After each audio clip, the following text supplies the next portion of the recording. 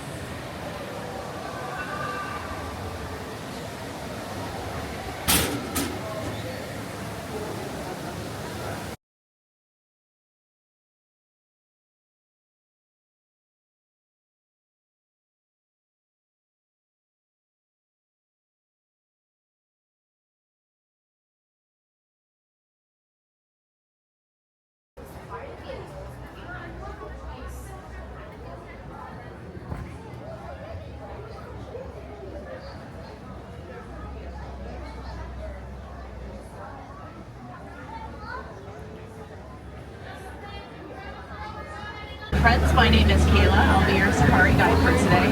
Before we head on to the reserve, we do have to go over a few safety items. The first is please make sure we are all remaining completely seated throughout the full duration of our ride, keeping those hands, arms, feet, and legs inside the vehicle. Now we'll first be heading into the Little Aturi Forest. Here in the forest, the animals are very shy and very good at camouflaging, so just make sure you keep your eyes open.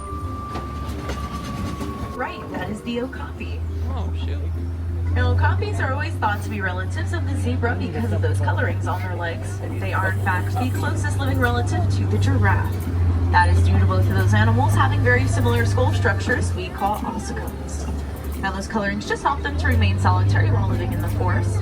They're so solitary up until about 1901, Western civilizations had no idea the okapi existed. Way out there ahead of us on top of that hill, I am seeing a rhino. We'll get a little bit closer here. Up there to the left is the black rhino. Black rhinos will be a smaller species of rhino here in Africa, only weighing up to about 3,000 pounds, but they can still charge at about 30 miles an hour. That's over the speed limit. Now, like most of the animals here in the forest, black rhinos are also very solitary. Oftentimes you won't see them with other rhinos unless it is a male searching for a female. And on the right, you'll see a couple of hippos. Now, usually they'll spend most of their day in the water as a natural form of protection from predators, but it also helps to keep them cool. Now, once in the water, they can hold their breath for a little over 6 minutes at a time, really only popping their heads up for brief moments to get some air. Oh yes, now hippos can swim, they're just not the best at it. They are much better at sinking. So what they'll do is sink to the bottom of these waters where they will walk, trot, or even run along that bottom surface, which gives the illusion that they are swimming. Actually helps them to save a lot more energy by doing it that way too. Now coming up to the right, this is the baobab tree, also known as the Tree of Life. This will be one of Africa's largest, most iconic trees, able to go leafless for up to 9 months out of the year, as a way for it to conserve its waters. Now in doing so, the baobab tree can store up to or around 40,000 gallons of water within its trunk, which almost all the animals that live here on the savanna can drink from during times of drought. It is one of the reasons it is called the Tree of Life.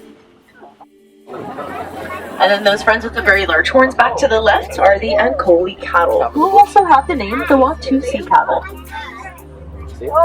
Now for these zebras, just how we humans have our own unique set of fingerprints, each zebra will have their own unique set of stripes.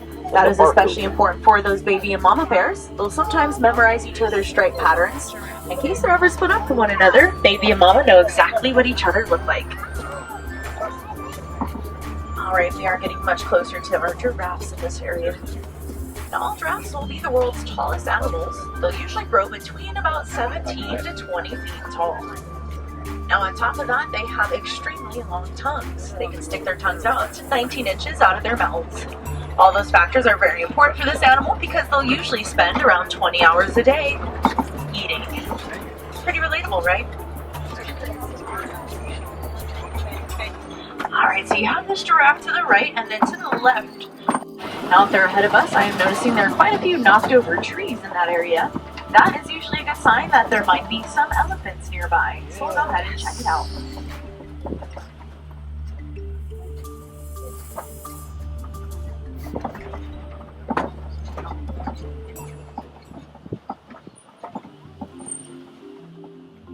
Oh, over to the right.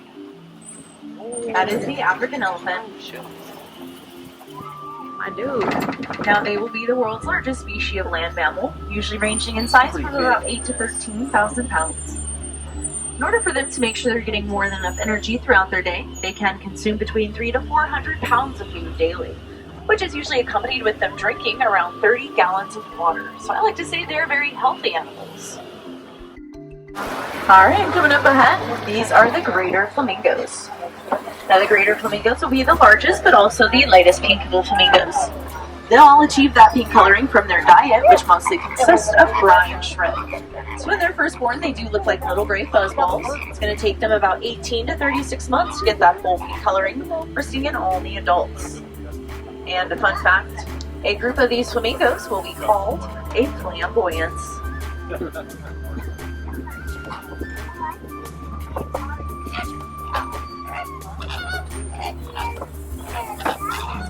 Look how cool that elephant is by that tree. This looks awesome. It's a nice little spot to take cat naps. Speaking of, up there to the left, that is the lion. Wow. Looks like sand. It does look like sand. Lions are nocturnal animals, so they will be spending a majority of the daytime sleeping, around 14 to 16 hours of it. At night is when they'll become the most active and begin to hunt and socialize, but mostly hunt. It looks like there's a few females laying next to him there. You can just barely see them though.